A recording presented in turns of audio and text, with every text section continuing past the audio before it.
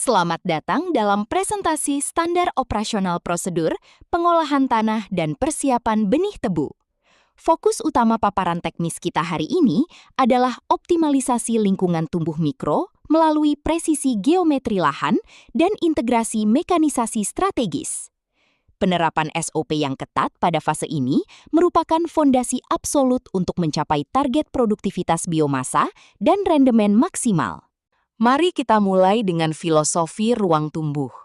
Tanah bukan sekedar media jangkar secara fisik, melainkan reaktor biologis yang membutuhkan manajemen aerasi dan drainase yang terkontrol. Pengolahan tanah yang komprehensif bertujuan untuk mencegah waterlogging atau kondisi anaerobik yang dapat memicu asfiksia pada akar, serta merestrukturisasi pori makro guna memfasilitasi penetrasi sistem perakaran ke zona nutrisi yang lebih dalam. Slide berikut menguraikan matriks sistem pengolahan lahan berdasarkan karakteristik topografi dan ketersediaan sumber daya. Kita mengenal 3 pendekatan utama. Sistem Reynoso manual untuk lahan sawah berpola irigasi ketat, sistem semi-mekanis untuk lahan hibrida, dan sistem mekanis penuh menggunakan heavy implements untuk lahan tegalan berskala luas. Masing-masing sistem memiliki parameter spesifikasi alat dan target kedalaman yang rigid, berkisar antara 25 hingga 35 cm. Pada penerapan sistem Reynoso, presisi geometri juringan adalah kunci utama keseragaman populasi per hektar. Spesifikasi teknis menetapkan jarak pusat ke pusat atau PKP pada interval 100 hingga 120 cm. Kedalaman juring dijaga pada 25 hingga 35 cm dengan lebar dasar 35 hingga 45 cm. Dimensi ini dikalkulasi untuk memastikan ketersediaan volume tanah uruk yang optimal pada fase pembumbunan kelak. Manajemen neraca air diakomodasi melalui arsitektur jaringan drainase 3 tingkat. Pertama, got keliling sebagai saluran pembuangan utama dan perimeter blok. Kedua, got mujur yang ditarik sejajar dengan barisan tanam untuk mendistribusikan aliran. Dan ketiga, got malang yang memotong tegak lurus juringan guna memastikan tidak ada titik genangan mikro di dalam petak.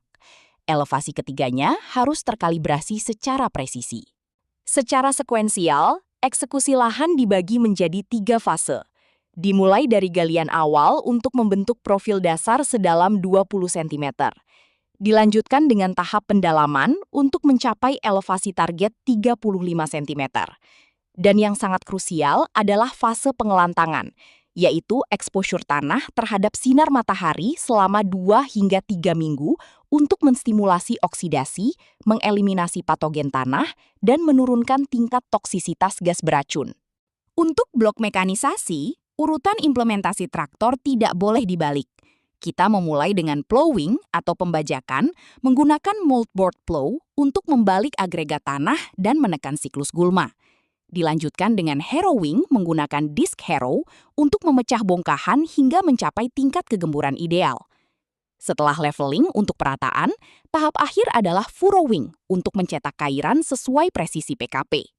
Parameter operasional alat berat sangat bergantung pada persentase kemiringan lahan. Pada topografi datar dengan kemiringan di bawah 3%, cairan ditarik lurus mengikuti sumbu terpanjang blok untuk efisiensi lintasan. Namun, pada lahan berombak di atas 3%, implementasi kontur farming bersifat mutlak. Cairan wajib mengikuti garis kontur guna memitigasi koefisien aliran permukaan dan mencegah erosi lapisan topsoil. Beralih ke manajemen benih. Terdapat 4 pilar kriteria benih unggul yang tidak bisa dikompromi. Pertama, potensi tinggi dengan daya kecambah di atas 90% dan nihil indikasi penyakit sistemik seperti ratun stunting disease. Kedua, imunitas terhadap penggerek. Ketiga, kemurnian genetik varietas dari kebun bibit bersertifikat. Dan keempat, vigor fisiologis usia benih yang tepat pada masa potong. Pemotongan bibit bagal menuntut pemahaman anatomi tanaman. Kecepatan perkecambahan sangat berkorelasi dengan konsentrasi hormon auksin pada mata tunas. Kita mengacu pada zona emas menggunakan metode Clemens, yakni pada mata tunas ke-9 hingga ke-14, atau metode Kuiper pada daun +5 hingga +11. Mata tunas pada zona meristematik ini memiliki laju metabolisme seluler yang paling tinggi. Jika menggunakan metode boot chip atau transplantasi bibit tunggal, standar mutu fisik di nursery harus dipantau ketat. Bibit boot chip yang siap ditransplantasi ke lapangan harus memiliki tinggi ideal antara 15 hingga 30 cm, ditopang oleh 6 hingga 10 helai daun sejati yang telah terbuka sempurna. Sistem perakarannya pun harus sudah menembus plug tray. Sebelum instruksi tanam diberikan, quality control wajib melakukan validasi checklist kesiapan operasional. Aspek lahan mencakup stabilitas kedalaman juring dan kebersihan drainase. Aspek benih memvalidasi sertifikasi dan keseragaman vigor. Jika kedua metrik ini memenuhi toleransi standar, barulah instruksi go atau siap tanam dapat diterbitkan. Fase penanaman memerlukan akurasi posisi. Bibit bagal diletakkan secara horizontal di dasar juringan dengan metode end-to-end atau menyambung, tergantung pada rekomendasi kerapatan varietas. Mata tunas harus diposisikan di samping, menghadap ke arah kiri dan kanan, bukan menghadap ke atas atau ke bawah.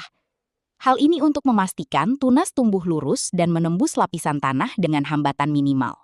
Sebagai tahap akhir, aplikasi herbisida pratumbuh pre-emergence dilakukan segera setelah penanaman untuk menjaga kondisi weed-free selama fase perkecambahan kritis.